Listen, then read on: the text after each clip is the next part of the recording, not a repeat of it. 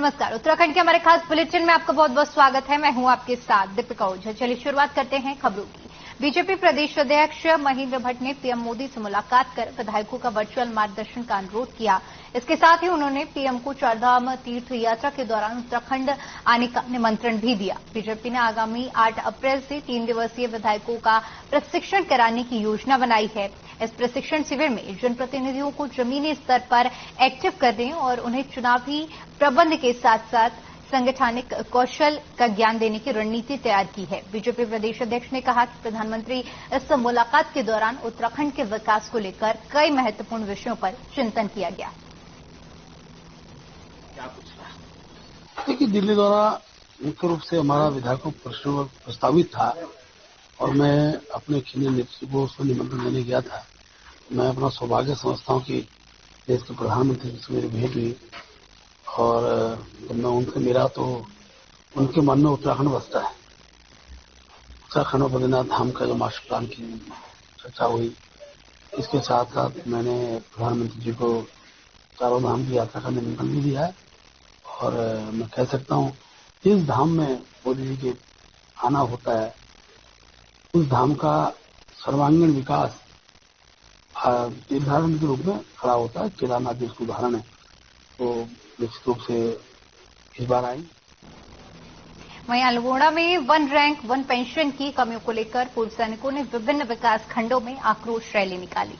इस दौरान जिलाधिकारी के माध्यम से प्रधानमंत्री और रक्षा मंत्री को मांगों का ज्ञापन सौंपा। बता दें कि वन रैंक वन पेंशन में हुई बड़ी कमियों से नाराज देश के रिटायर्ड सूबेदार से लेकर जवान रैंक तक के सभी पूर्व सैनिक लंबे समय से दिल्ली के जंतर मंतर पर धरने पर बैठे हैं और इसी के तहत अल्मोड़ा, द्वाराहाट, चौखीटिया और भीकी या सैन जैसे स्थानों पर विभिन्न स्मारक संगठनों ने आक्रोश रैली निकाली। इस दौरान पूर्व सैनिकों ने रक्षा मंत्री और आर्मी के अधिकारियों पर मिलीभगत का आरोप लगाते हुए कहा कि देश की सीमाओं पर सबसे आगे जवान और जेसीओ रहते हैं, उनकी जान की कोई कीमत नहीं है, जबकि बड़े पदों पर सबसे पीछे रहते हैं और उनको सबसे ज्यादा वेतन भत्ता। उन्होंने कहा कि सरकार जल्द ही पूर्व सैनिकों की मांगों को उचित समाधान करे, वरना लड़ाई और उग्र होगी।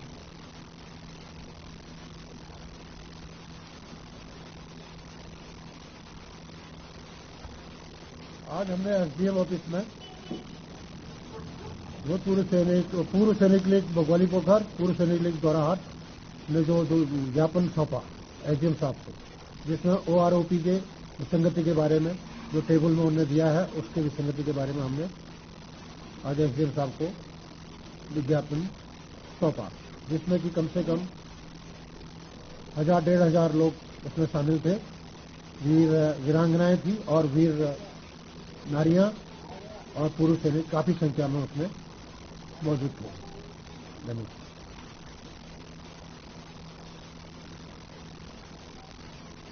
वहीं 6 महीने पुराने साइबर ठगी के मामले में उत्तराखंड एसटीएफ को बड़ी कामयाबी मिली है। एसटीएफ ने कोलकाता से एक अभियुक्त को गिरफ्तार किया है। अभियुक्त का नाम अभिषेक है। अभिषेक ने हल्द्वानी निवासी रिटायर्ड डॉक्टर हरीश लाल से 10.5 लाख रुपए की ठगी की थी। मामले को गंभीरता से लेते हुए साइबर सेल ने अपनी जांच की।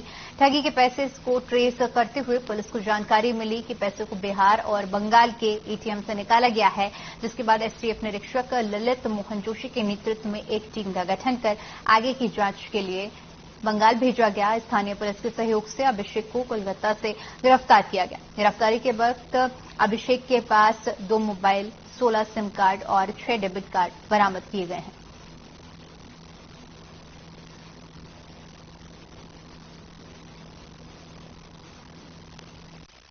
अक्टूबर 2022 में एक रिटायर्ड डॉक्टर हैं, सरकारी डॉक्टर हरीश लाल जी, इनके द्वारा कोतवाली हल्द्वानी में जनपद नैनीताल में मुकदमा दर्ज कराया गया था कि इनके साथ में ट्रेजरी ऑफिसर बनकर किसी ने कॉल किया और इनकी पेंशन संबंधी जो देयक हैं उनके भुगतान के नाम पर इनसे 10.5 लाख रुपए की धोखाधड़ी हो गई थी। तो ये जो इन्वेस्टिगेशन है ये cyber crime police station Vijaypur को ट्रांसफर हुई थी और उस पर कार्रवाई करते हुए हमारी टीम को सफलता मिली है और जो इस धोखाधड़ी में इन्वॉल्व था गैंग, उसका जो प्रमुख सरगना था अभिषेक शॉ, इसको वेस्ट बंगाल से गिरफ्तार किया गया है।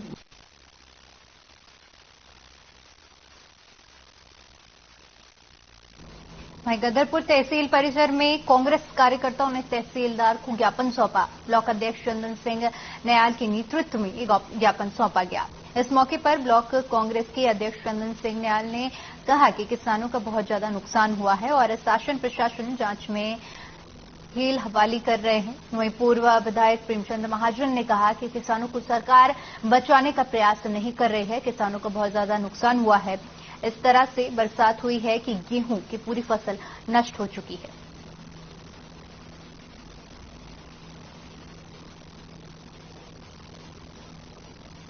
मांग सीधी सीधी है। आप लोगों को पता होगा, अभी जो बारिश असमय जो बारिश हुआ है जिससे गेहूं के फसल बर्बाद हो गए हैं, किसान बर्बाद हो गए हैं। उसके साथ साथ उस बात को तो कोई हम लोग कह ही नहीं रहे हैं कि वो बागवानी को भी बहुत बड़ा नुकसान हुआ। चूंकि हमारे क्षेत्र में बागवानी कम है तो गेहूं की फसल, पकी हुई फसल खराब हो गया है, अधपकी फसल खराब हो गया, पूरे गेहूं लेट गए हैं। मैं समझता हूँ 90% 80% खेतों में गेहूं इस समय सोया पड़ा हुआ है और उसके ऊपर से पानी चला हुआ है।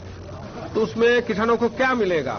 लगभग 20 मार्च से और अभी 1 अप्रैल तक जो यहाँ पर बरसात ने कहर ढाया है, किसानों के फसल 80% खत्म हो गई, ऊपर से पानी बह रहा है।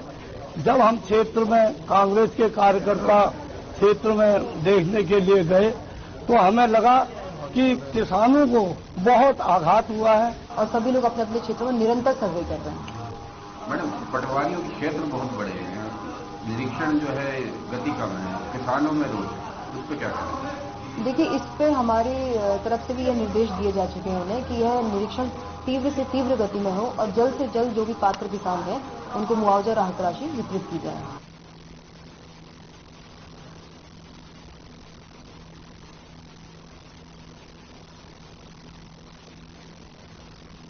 वहीं उधम सिंह नगर जिले के किच्चा कोतवाली पुलिस की टीम ने ट्रैक्टर चोरी के आरोप में बंटी बबली को गिरफ्तार किया है। बंटी बबली की जोड़ी कई आपराधिक वारदातों को अंजाम दे चुकी है। पुलिस ने करीब 2 महीने पहले कोतवाली अंतर्गत क्षेत्र में हुई ट्रैक्टर चोरी की वारदात का खुलासा करते हुए आरोपी बंटी बबली को गिरफ्तार कर चोरी के गए ट्रैक्टर को कृषि उपकरण समेत बरामद कर लिया गया है। दोनों आरोपी किसान के यहां करीब 2.5 महीने नौकरी करने के बाद किसान के 12 लाख की कीमत के स्वराज ट्रैक्टर को चोरी करने की वारदात को अंजाम दिया था। ट्रैक्टर बरामद होने के बाद किसान पवन गंगवार ने पुलिस आभार व्यक्त करते हुए पुलिस टीम को 5,000 की प्रोत्साहन राशि दिए जाने की घोषणा की। वहीं उधम सिंह नगर के पुलिस कप्तान ने भी पुलिस टीम को 2500 रुपए का इनाम देने की घोषणा करते हुए पुलिस टीम का उत्साहवर्धन किया।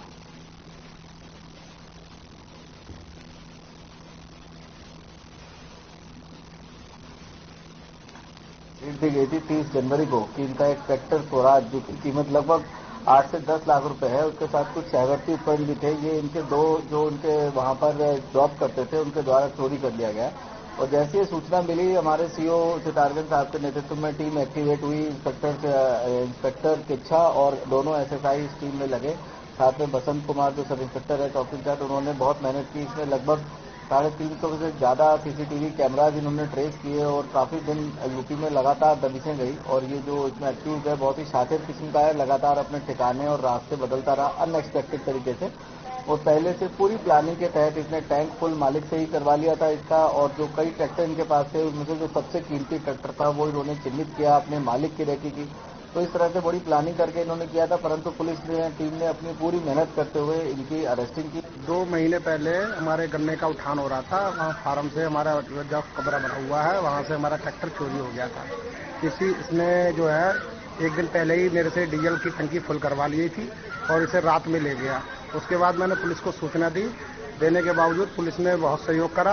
यहाँ के कोतवाल साहब ने तुरंत टीम गठित कर दी, सीओ साहब ने भी निर्देश दिया और सतुड़ी जी हमारे एसएसआई साहब और बसंत जी ने बहुत प्रयास किया हमारे साथ जाके, दिन रात एक करके सीसी कैमरे देखने के बावजूद कल के दिन जो है हमारा ट्रैक्टर बरामद कर लिया और ट्रैक्टर जो है थाने में गया है।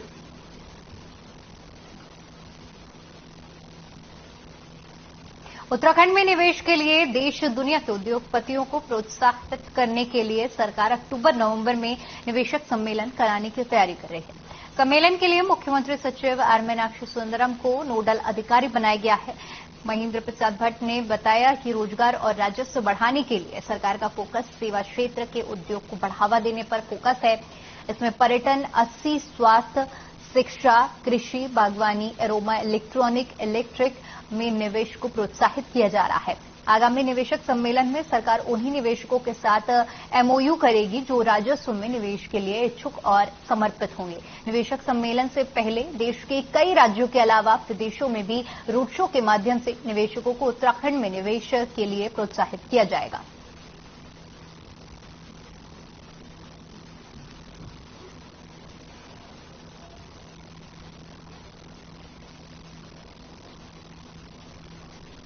सरकार की कोशिशें रहती हैं कि उत्तराखंड के अंदर अच्छी संख्या में निवेशक पहुंचे। तो दूसरे कार्यक्रम प्रस्तावित है, जब भी होगा तो जब तो फिल्म के क्षेत्र में हो गया, जो हमारे पर्यटन के क्षेत्र में हो गया, साथ ही पर्यटन के क्षेत्र में हो गया, बड़ी संख्या में जो यहाँ पर निवेश करना चाहते हैं उनके लिए अवसर बनेंगे और एक अच्छा कार्यक्रम शुरू रहेगा।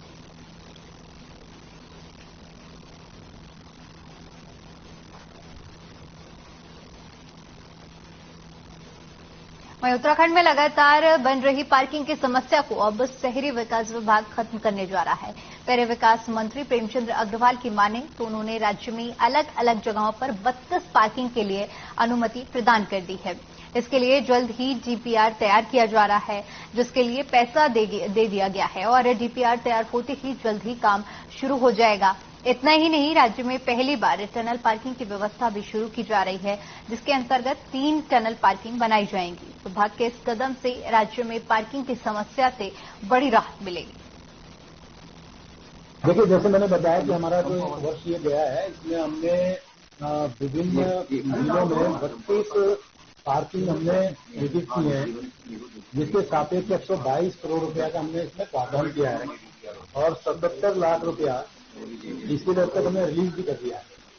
और इसमें 18 तो मल्टी लेवल पार्किंग है और 14 जो है सरफेस पार्किंग है। इस बार हम जो अपनी पॉलिसी लाए हैं पार्किंग के लिए, उसमें बढ़िया बात क्या है कि प्राइवेट जो हमारे लोग हैं यदि वो भी अपनी जमीन उपलब्ध कराएं तो उनके लिए भी प्रोत्साहन के लिए वो पार्किंग डेवलप कर सकते हैं और आपस में उसमें जो हमारा अनुपात होगा उसमें बैठ के उसके फाइनल उसमें हम लोग करेंगे। साथ में जो एक बड़ी चीज है 11 जो और पार्किंग है 32 के अलावा, उसके लिए डीपीआर तैयार हो रही है। जिससे डीपीआर तैयार होने के बाद उस पर भी हम कार्रवाई करेंगे। उधर दिनेशपुर कांग्रेस कार्यालय में कार्यक्रम के तहत नवनियुक्त कांग्रेस जिलाध्यक्ष हिमांशु गाबा पहली बार दिनेशपुर आगमन पर स्थानीय कांग्रेसियों ने उनका जोरदार स्वागत किया। इस दौरान नवनियुक्त जिलाध्यक्ष हिमांशु गाबा ने कहा कि राहुल गांधी से बीजेपी को डर लगने लगा है, जिसके कारण राहुल गांधी को मुकदमों में फंसाकर उनकी सदस्यता रद्द करने की साजिश की गई। महंगाई, भ्रष्टाचार, बेरोजगारी पर बीजेपी ने एक भी वादा पूरा नहीं किया। आने वाले लोकसभा चुनाव में जनता इसका जवाब देगी। इस दौरान कांग्रेस कार्यकर्ताओं से कहा कि अभी से कमर कस लें।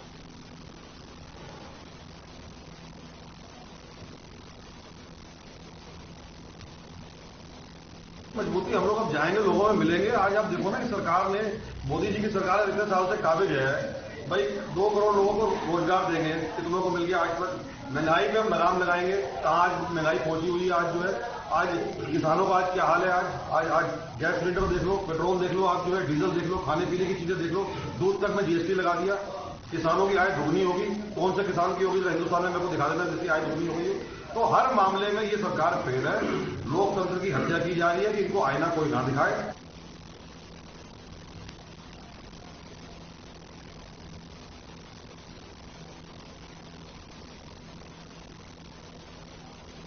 उधर अखिल भारतीय जाट आरक्षण संघर्ष समिति ने विभिन्न मांगों को लेकर प्रेस वार्ता की, जिस समिति के राष्ट्रीय संयोजक अशोक बल्हारा ने संबोधित किया और प्रदेश में हो रहे जाट आरक्षण को लेकर कहा कि जाट के आरक्षण के लिए हरियाणा में समिति के सम्मेलन लगातार आयोजित किए गए।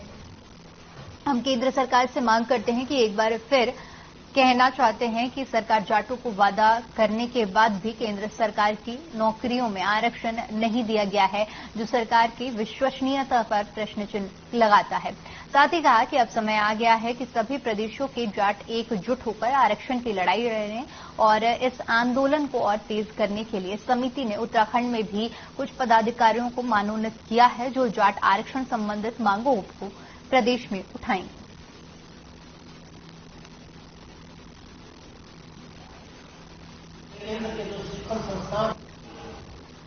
देहरादून में जो प्रयास करने आए हैं उसका उद्देश्य ये है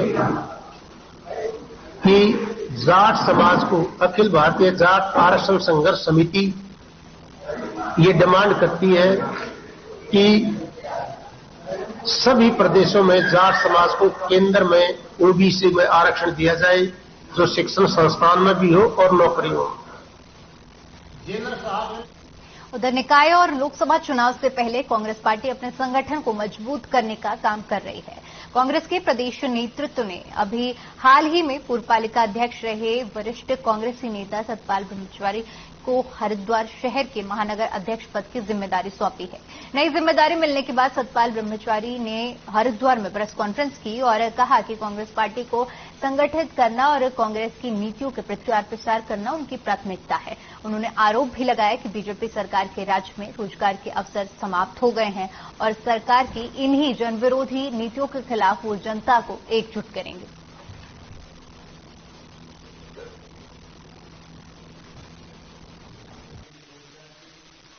कांग्रेस को स्थापित करना, संगठित करना और कांग्रेस की जो भावनाएं हैं उनको सभी संगठनों को, सभी समाज के वर्गों को अवगत कराना। कांग्रेस ने क्या क्या देश को दिया, क्या क्या प्रदेश को दिया और क्या क्या रोजगार जो भारत सरकार ने बंद कर दिए हैं।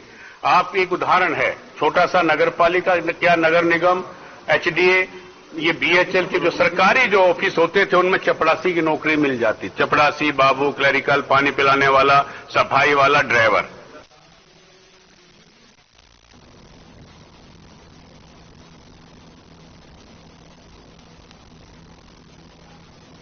रुड़की में पूर्व सैनिक अपनी मांगों को लेकर सड़कों पर रैली निकालते हुए नजर आए। इस दौरान एक रैंक एक पेंशन की विसंगतियों को दूर करने के साथ साथ समान पेंशन के लिए अपने ज्ञापन के माध्यम से राष्ट्रपति को ज्ञापन भेजा गया। ज्ञापन में पूर्व सैनिक इंद्रपाल सिंह ने कहा कि पूर्व सैनिक जेसीओ और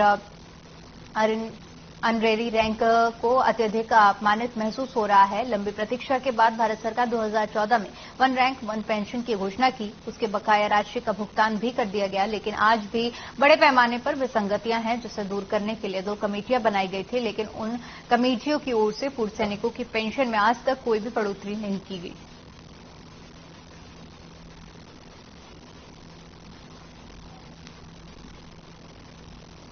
सबसे पहले तो मैं आपका धन्यवाद करता हूं, जो आप जो है हमारे जो बात को कवर करने के लिए यहां पर पहुंचे हैं। सबसे पहली बात यह है कि जो हमारे लोग हैं, जो हमारे पूर्व सैनिक हैं, काफी दिनों से वहां पे जंतर मंतर पर बैठे हुए हैं। आज उन्होंने आह्वान किया था कि पूरे देश में 3 अप्रैल को ये धरना मतलब जो ज्ञापन का प्रोग्राम था, ये सभी जगह हो रहा है। हरिद्वार, देहरादून, सभी पूरे देश में हो रहा है, जो उन्होंने आह्वान किया था उसके अनुसार। और उसी के अनुसार ये यहाँ पर भी एक छोटा सा रुड़की में हमारा प्रोग्राम ज्ञापन का था, जो एसडीएम को हमने दिया है। इसमें जो पे कमीशन था, 7th पे कमीशन था, उसमें जो विसंगतियां हैं उनको दूर करने के लिए जो जंतर मंतर पर पूर्व फौजी बैठे हुए हैं। OROP 2014 में रेवाड़ी की रैली में माननीय प्रधानमंत्री नरेंद्र मोदी जी ने अनाउंस किया था कि ये OROP ORJCO के लिए ही होगी। इसके बाद में OROP माननीय प्रधानमंत्री जी बनने के बाद नरेंद्र मोदी जी ने ये घोषणा की थी, लेकिन OROP 1 में भी वही रहा, OROP 2 में भी वही विसंगति रही। हम लोग पूर्व सैनिक संगठन रुड़की, जो हमारे प्रधानमंत्री भारत सरकार ने हमारी 1 रैंक 1 पेंशन की और जो हमारी मांगे काफ़ी पुरानी चली आ रही थी, उसके मांगों को लेकर धरना प्रदर्शन भी जंतर मंतर पर चला था। हमारे अफसर लोग और हमारे जवान लोग कंधे से कंधा मिलाकर चल रहे थे। उन्हीं मांगों की बाबत उन मांगों को प्रधानमंत्री ने पूरा किया, लेकिन उन मांगों में हमारे जो वहाँ के कमांडर थे जनरल सतवीर सिंह जी और जो हमारा कमीशन गठित हुआ था,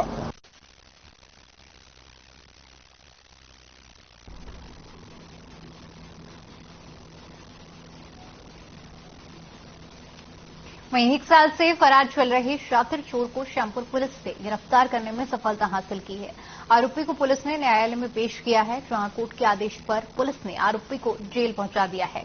आरोपी का नाम अमित वर्मा उर्फ अर्जुन सिंह है। आरोपी हरिपुर काला क्षेत्र का रहने वाला है, जो कि अपने फ्लैट से गिरफ्तार किया गया है। चौकी प्रभारी जगत सिंह ने बताया कि अमित वर्मा ने साल 2022 में श्यामपुर में एक ज्वेलर से लाखों रुपए के जेवरात घर दिखाने के नाम पर ले जाने के बाद वापस नहीं किया।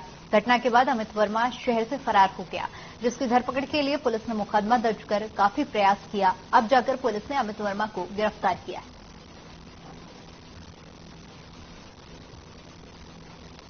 तो फरार चल रहे शातिर चोर को पुलिस ने गिरफ्तार किया है। आपको बता दें कि ये चोर 1 साल से फरार चल रहा था, जिसकी तलाश में पुलिस जुटी हुई थी। एक ज्वेलर्स की दुकान में गहने को अपने घर में दिखाने के बहाने ये लाखों रुपए की जेवरात अपने घर ले गया और उसके बाद शहर से फरार हो गया।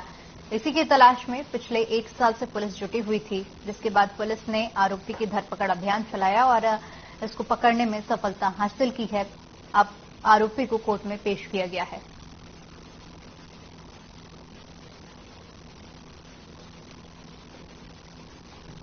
तो ऋषिकेश का ये पूरा मामला है, जहां पर 1 साल से फरार आरोपी को पुलिस ने गिरफ्तार किया है। लाखों रुपए के जेवरात लेकर ये आरोपी फरार हो गया था और जिसकी पकड़ के लिए पुलिस लगातार प्रयास कर रही थी और 1 साल बाद पुलिस के हाथ सफलता लगी है और पुलिस ने इस आरोपी को गिरफ्तार कर लिया है।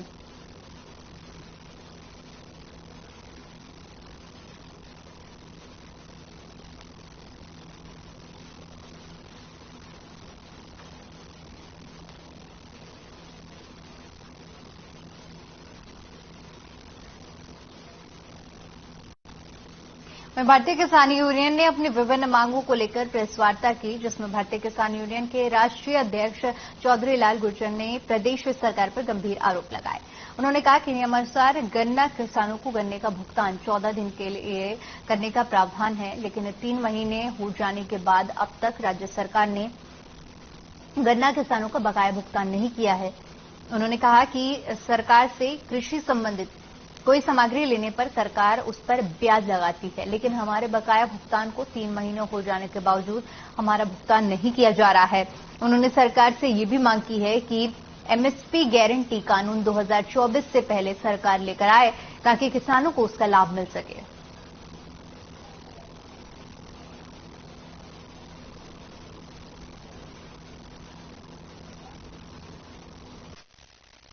किसानों की तो वैसे तो बहुत सारी मांगे हैं, लेकिन एक तो गन्ना का पेमेंट जो है, जो 14 दिन के लिए सरकार कहती है 14 दिन के अंदर पेमेंट मिलेगा, 3-3 महीने से पेमेंट नहीं मिल रहा।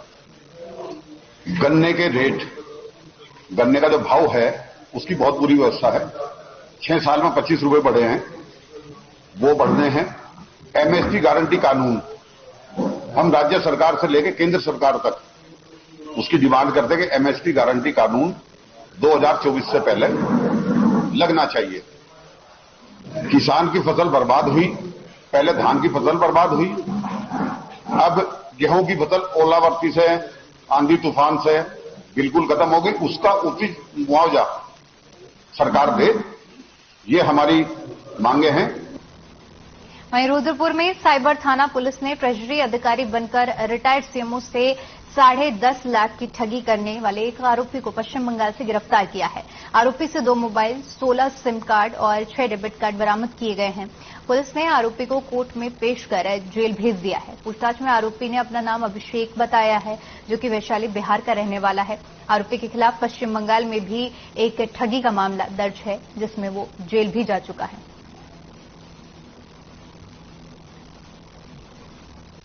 ये एक रिटायर्ड सीएमओ का मामला है। ये हल्द्वानी के सीएमओ रिटायर्ड हुए थे।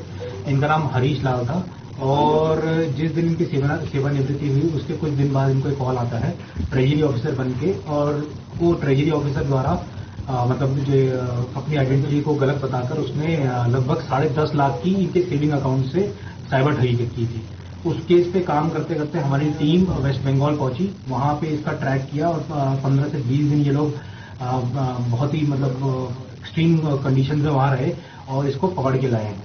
वहां से वेस्ट बंगाल से इसकी गिरफ्तारी करके लाए। इसलिए इसकी ठगी जो है वो इसने अपने आप को ट्रेजरी ऑफिसर बताया। ये इसमें आपकी पेंशन आएगी।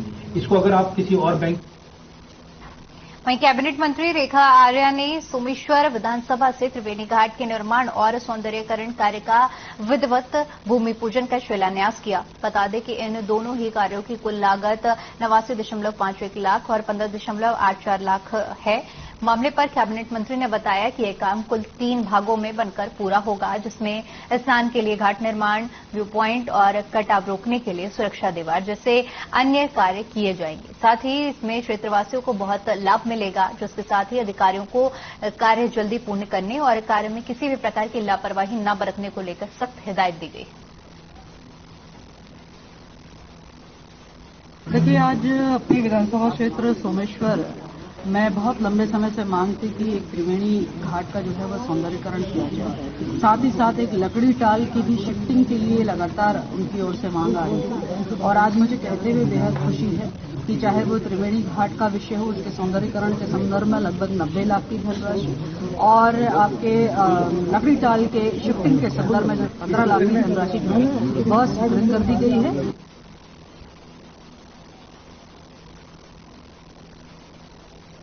चलिए, फिलहाल के लिए इस बुलेटिन में इतना ही। बाकी तमाम बड़ी खबरों के लिए बने रहिए हमारे साथ। नमस्कार।